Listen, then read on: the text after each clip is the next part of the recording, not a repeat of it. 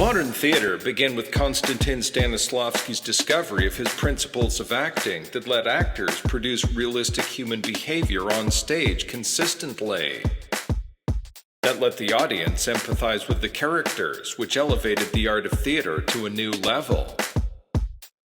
I wish that could be the end of my story of modern theater, but unfortunately, it's not. In 2020, a lot of my Black and Indigenous colleagues drew attention to how misrepresented and underrepresented they are in the theater industry. Their online petition is called "We See You, White American Theater." But that's not an artistic failure. That's a management failure. It's not that the founding concepts of modern theater leave some groups of people out. People are only being left out because the principles of modern theater aren't being applied broadly enough. The easiest and often most cost-effective way to attract a large audience and sell a lot of tickets is to put on plays a lot of people with money want to watch. That usually means attracting a lot of wealthy old white people by putting on plays they want to watch.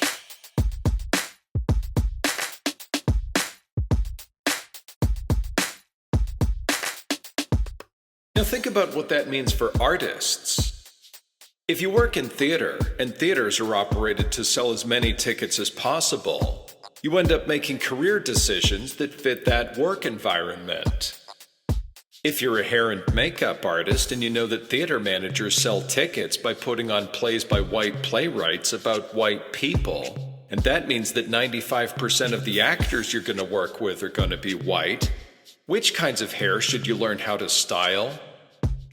If you and 10 other people apply for a job, who's going to get it? If you spend 50% of your time and effort learning to style white people's hair and 50% learning to style black people's hair, will that make you the best candidate for jobs where you're going to be styling white people's hair 95% of the time? Actors' careers depend on them looking good on stage. Not just to help them get future jobs, but also to make them feel like they're having a good day at work from one day to the next. So how many black people would pursue careers as actors if they already know that 95% of the time, all the white actors on stage with them will have better looking hair and makeup than they do? And if so few black people want to spend their careers dealing with problems like those, that only 5% of actors are black, how does anyone hear enough about black theater that theater managers would be able to sell a lot of tickets to plays by black playwrights about black people? What can we do to cycles like these to break out of them?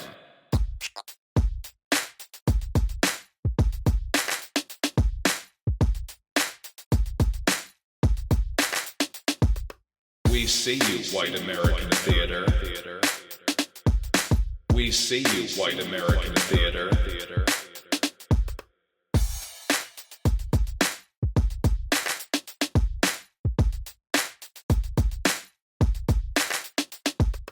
If you go to a high school that has many black students in it, there's probably a black table in your cafeteria. Why do you think that is? Well, look around your cafeteria again. There's also an athlete's table, a preppy table, a math, science, and computers table, an artist table, a wood and metal shop table, and I'm sure you can name some others. Why do things like that happen? Because it's fun to hang out with people you have things in common with. Because it's easier to be friends with people when you know you feel the same way about things that are important to you.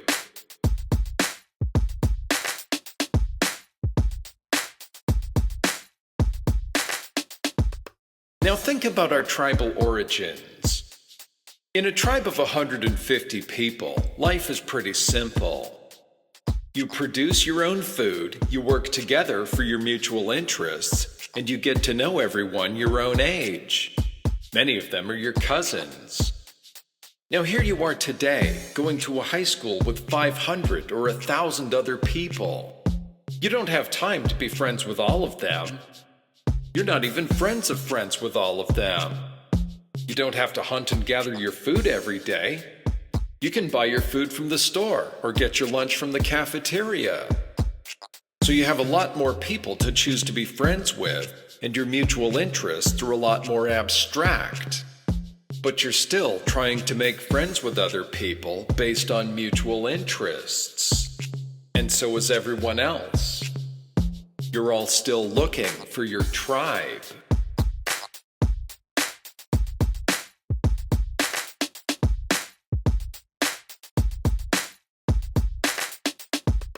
So how did black turn into a clique? How did black turn into enough of a mutual interest that it has tables in school cafeterias all over America? It's easiest to be friends with people who feel the same way you do about important things. How do you feel about American history? When you read your history books and you get to 1619, how do you feel about what happens next?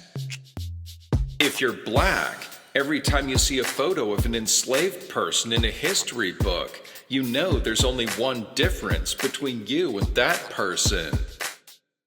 They were born in the time and place they were, and you were born in the time and place you were. The laws that made people slaves were so arbitrary.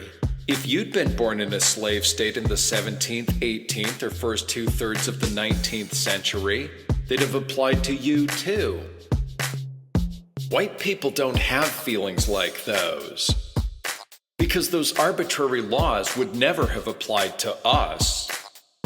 We don't have the same feelings about the arbitrary things that happened to black people after 1865 either, because those things wouldn't have applied to us. That means we also don't have feelings about the things we and our family and our ancestors have done to make lives for ourselves in spite of those arbitrary laws.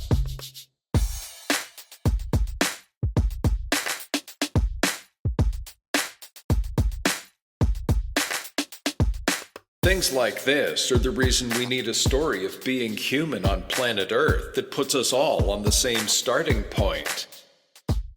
The same things that made some people be born in Europe 600 years ago made other people be born in Africa, and other people be born in North America, and other people be born in Asia, and so on for all the continents and islands in the world.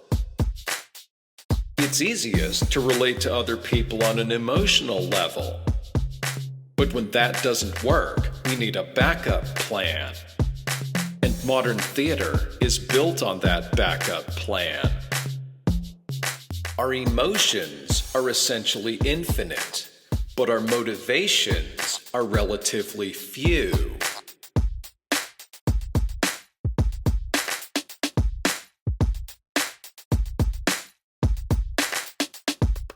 We see you, white American theater. We see you, white American theater.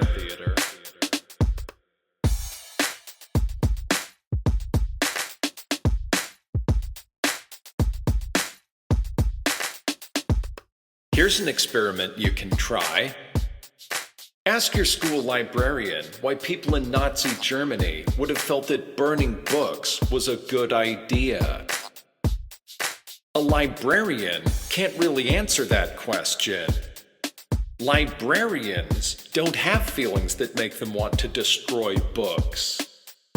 So there's no way for them to talk about the feelings of people who do want to destroy books by relating them to their own feelings.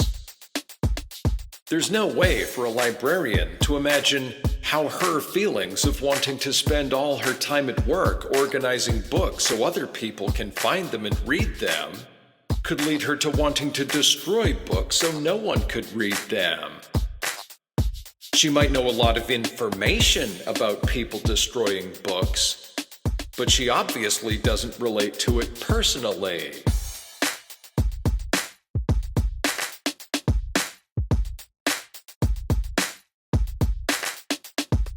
Now here's another experiment you can try. Go sit at the table of another clique and start talking to people about the mutual interests of your clique. What the people at the other table have to say about it is going to sound the same way. Whatever they say is going to sound abstract, vague, and incomplete to you. No matter how much information they have about whatever your clique cares about, they obviously aren't going to relate to it personally the way you and your friends do. Now try talking about the mutual interests of their clique. You'll sound the same way to them. That's what happens whenever people try to extrapolate from their own emotions to someone else's emotions. Something important gets lost. But if you can tell your own story by building up enough background to show why you feel the way you do about things that affect you, and how things like those have come together over the course of your life, now you are telling your story in a way other people can start to relate to. That's what happens when black directors direct plays written by black playwrights about black people. Or when a director from any group directs a play by someone from that group about that group.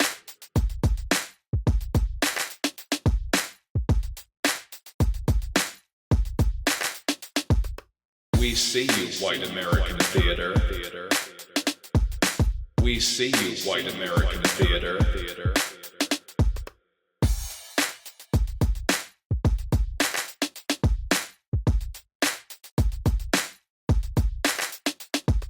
Two Trains Running by August Wilson is a play about black people doing black things. What does that mean? Well, that's the whole point. It's almost nothing. But it isn't nothing. And that not quite nothing turns out to be critical. The play is set in a diner in Pittsburgh in 1969. Risa is a waitress. Memphis is the diner owner. Hambone is a mentally ill homeless guy who lives in the neighborhood. Sterling is a guy who just got out of prison. The city government is trying to use eminent domain to force Memphis to sell the diner, but they're only offering him about half of what it's worth. It looks like they're going to get away with it. All of these exciting things happen to the characters, but they mainly happen off stage. What you see in the play is mainly what happens when these people hang out and talk to each other on an ordinary day. When an ordinary day for them means poverty, untreated mental illness, prison, being cheated out of their life's work, and everything else the civil rights movement was about.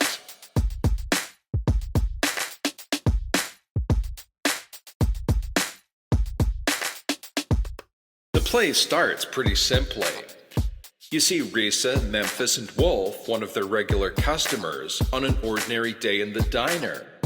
The way they talk makes them sound like any black waitress or diner owner or regular diner customer you might meet on an ordinary day. But you're not in the play with them. The only people in the play with them are other black people. What you see on stage is the kinds of things black people say and how they say them when they're talking to other black people and no one else is listening. The few words you hear when you talk to a black waitress, or even the many words you hear when you listen to black musicians or comedians, are just the beginning of a conversation you don't hear the rest of. How people feel and how they talk is always a reaction to things that have happened to them, and an attempt to move their lives in the best direction they can see a way to go from where they are right now. When you talk to people who feel the same way you do because similar things have happened to them, the conversation goes in a much different direction than when you talk to people who don't feel the same way you do because similar things haven't happened to them. That's why you talk differently to your grandmother than you do to your friends. The few words you hear when you go to a restaurant and get a black waitress, and the body language and tones of voice she uses that make you feel that's how black people talk. are the opening words in a conversation that could go in a much different direction if you were black too and no one else was around.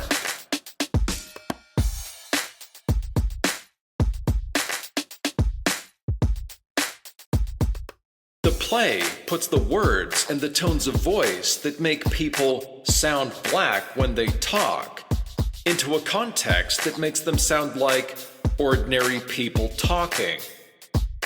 People try to be hopeful and find ways to improve their situations, but sometimes they get discouraged. People try to feel good about their lives, but sometimes the things they do to try to feel good are no match for the things that go wrong for them. Other times, those little things are signs of resilience, because even though they seem like small things compared to what's going wrong for the person, they're steps along a path to making things better in the long run. Sometimes you cheer up the people around you. Other times, other people cheer you up. Sometimes funny things happen and you laugh at them. Sometimes things go so wrong for you, there just is no good way forward, and you have to pick the best of the bad options available to you.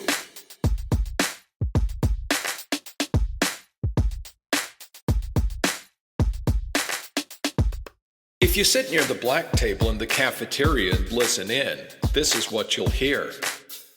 If you sit near the table for any other clique, this is what you'll hear. People will say things they wouldn't say to you, or say them in ways they wouldn't say them to you. When people say things that don't make any sense to you, or that sound dumb to you, other people react positively to it, because they get what the person meant in a way that you wouldn't, because of something they have in common. This play was that for the black table. But it also filled in a lot of the context of the things that affected people.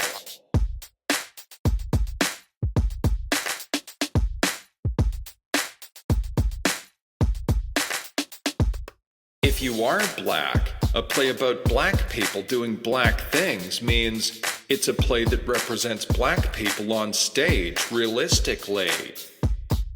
Instead of them being black people, fit into a story by white people about white people. The characters in this play aren't servants or slaves or runaway slaves or civil rights protesters or athletes or entertainers or tokens or sidekicks or co-stars or mysterious wise people or people with magical powers. As they say in We See You, White American Theater, there's more to black people than their bodies and their trauma. That's what this play is about. Even though racism affects each of the characters directly in different ways, it's not the only thing that happens in the play. The play is about what they do, even though a lot of big things go wrong for them. In other words, a play that shows what characters do in their settings to try to reach their goals is just an ordinary play.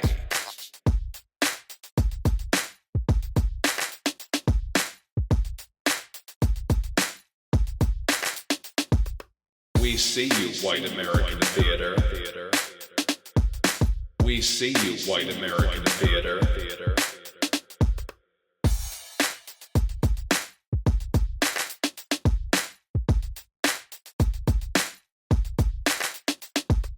This is the kind of thing that makes life complicated. How can you and I really talk about our feelings when many of your most profound feelings are about things that are fundamental to the life you live, and many of my most profound feelings are about things that are fundamental to the life I live? I haven't lived your life, and you haven't lived my life. I didn't grow up in your family, and you didn't grow up in my family.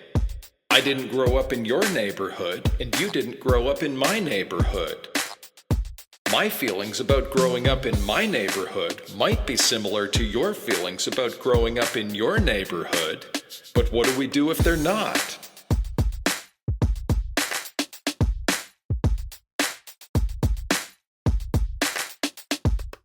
Theater gives people a window into other people's lives. If you learn to be a theater artist, you learn to create those windows for other people. I'll do it for you right now. What themes do you see in black theater or black art in general that you don't see as much of in white theater or other arts? And how would the differences between black history and white history make people feel those themes were more important?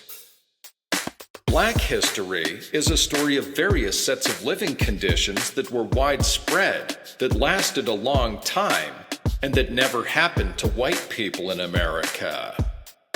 While white people have been busy amassing our generational wealth, black people have been amassing something else. Let me put it this way. If you're white, is there anything in your family's history or the history of our country that tells you that emotional strength and endurance, courage, pride, self-respect, compassion, a sense of humor, and a sense of community could be extremely important to you personally? Because good personal qualities might be the only thing you ever own and the only thing you can pass down to your children? Black artists tend to produce very powerful art because they tend to be good at bringing together powerful emotions and good and bad human qualities that other people can relate to, but fit them together in ways most people never thought of. That's just one way to look at black history.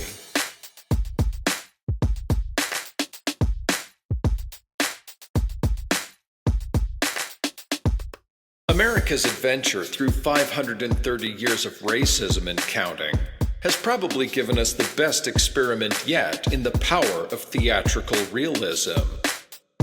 A play by a black playwright with all black directors, artistic designers, and actors expresses ideas, feelings, and combinations of those that white people just wouldn't think of. But it's the internal consistency of the characters that tells the story. A character that an audience can relate to and empathize with is a character living a life the audience can see themselves in, even if they never imagined anyone living a life like that before. And really, that's the whole point of theater.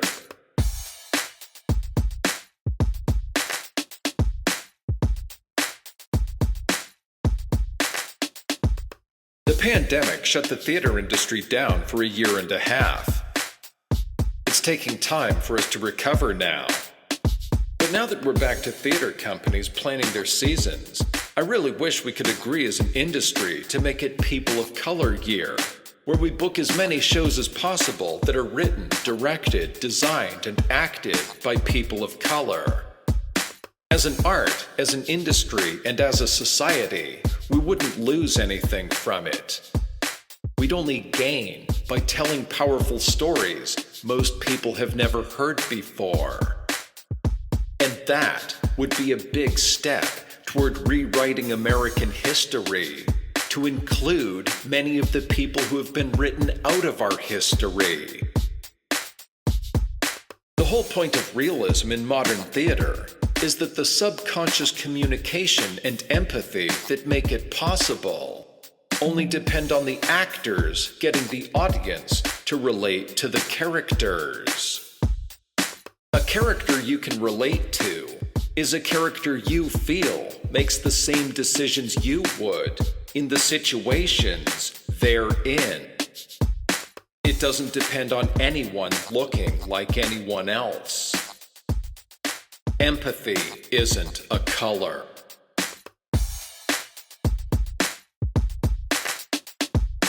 We see you, white American theater. We see you, white American theater. We see you, white American theater. We see you, white American theater. This is Ezra Neeson. You've been listening to Our Lives Matter, a blueprint for an education system for the 21st century, track 26. Visit my website at STEAMAPE.org. Science, technology, engineering, art, mathematics, activism, philosophy, and education. To hear new tracks every week. Thanks for listening.